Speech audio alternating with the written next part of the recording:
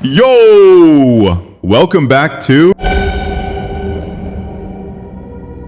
In this first episode of No Sleep Nights, we bring you true stories that blur the line between nightmare and reality. I'm Josh, your guide through these chilling tales. And tonight, we're starting with a story that will make you think twice about that dark hallway outside your room. Picture this. You're just 3 years old, adjusting to a new home, and suddenly the darkness at the end of the hall isn't empty anymore. That's exactly what happened to tonight's storyteller, when a shadowy woman appeared, watching from the doorway. What did she want? And why did she keep coming back?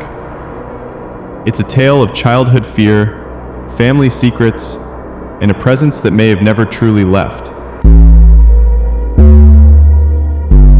I had a hard time sleeping as a child. I still do. When I was a kid, though, my parents said it didn't become a problem until we moved to Arizona. I was newly 3, spunky, and not adjusting well to the new move. I got my very own bedroom. When I was used to sharing with my older brother in our old house, I didn't like being alone. My bedroom was at the end of a long hallway, opposite my older brother. Our house opened up into a big dining room, bright kitchen, Josh's living room, and a hallway that led to the bedrooms and bathrooms. There wasn't any natural light in the hallway, so it's always been dark. Not a huge problem, but always dark. The hallway scared me. I would imagine monsters from Disney movies hiding in the shadows, ready to reach out and grab my nightgown. I would make my parents check for monsters every night and then made one of them lay with me until I fell asleep. One night after my mom read me a book and snuggled up to me, she drifted off first. I laid next to her, closer to the wall while she was closer to the door, turning through the pages of the book we had just read to see the pictures again. I remember the feeling. The hair on the back of my neck shot up. I had never felt that before. I looked at my window. I didn't see anything outside, but something was still off. I looked at my open bedroom door and my heart almost exploded. There was a woman standing in my doorway, but I couldn't see her face because she was just a dark, looming figure. She was tall, around 6 feet, and I could tell she had bob-length hair. She was wearing what appeared to be a long, flowing dress, and she was just staring. I started to jostle my mom, but she wasn't waking up. Then she started approaching my bed, reaching out her hand towards me. Whispers sounded in the room, seemingly coming from every corner. "Come, I've missed you, my baby. We can be together." She was now at the foot of my bed. My breathing was heavy, and I can't explain why, but I reached my hand towards hers. Her shadowy hand wrapped around mine. The moment we touched, the whispers started again. "I'll keep you safe. This time." The grip tightened, not in an angry way, like she was scared. She started pulling gently, urging me towards her, but I knew if I went, I would never come back. I remember I cried out quietly. Pure terror ran up my arms and felt like fire. I buried my face into my mom and started to cry, and when I looked up again, she was gone. My crying woke my mom, and I told her there was a woman in our house. She woke my dad, and they searched the house but found nothing. No lock had been touched, no window had been unlocked. They told me it was probably a nightmare and to go back to sleep.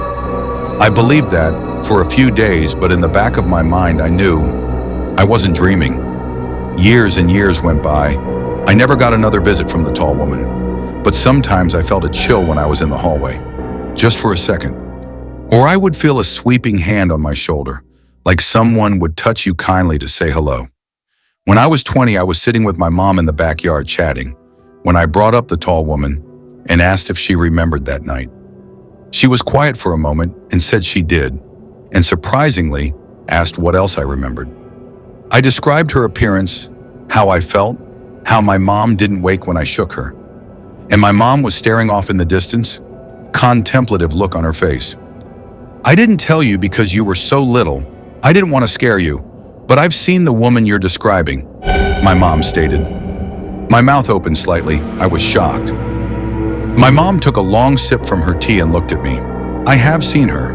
In the mornings when I wake up with your dad for work, I'll see a figure pass through the hallway and think it's your dad, but the first time was the most horrifying. I saw the figure again, But when I checked, your dad was in the shower, so it couldn't have been him. When I walked down the hallway to check on you and your brother, I saw both your bedroom doors were open, which was odd. When I got closer, I saw her. She was standing at your door looking in on you. I gasped and she turned to me. I couldn't see her face, but she vanished. I cried out and it woke both of you up. I gathered you both and I told you we were going to get surprise pancakes to calm down. But she was there. I know it was her. She stared off, fixating on the wind chime blowing in the wind. We started talking about her, what kind of spirit she is, if we thought she was malicious or not. We were really into the conversation. I asked if she ever told my dad.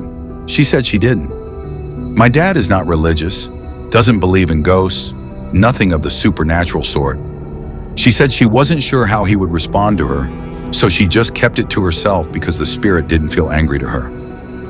During the conversation, my dad ended up coming home and walking outside, asked us who we were gossiping about with a warm smile. I decided I was feeling brave.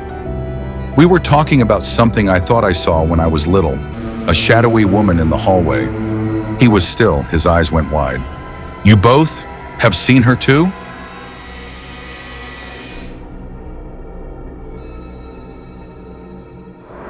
That was the woman in the hallway, a haunting reminder that some shadows might be watching. Have you ever seen something in the dark that you couldn't explain? Tell us in the comments. And if you're brave enough, we might share your story in a future episode. Don't forget to subscribe because this is only the beginning.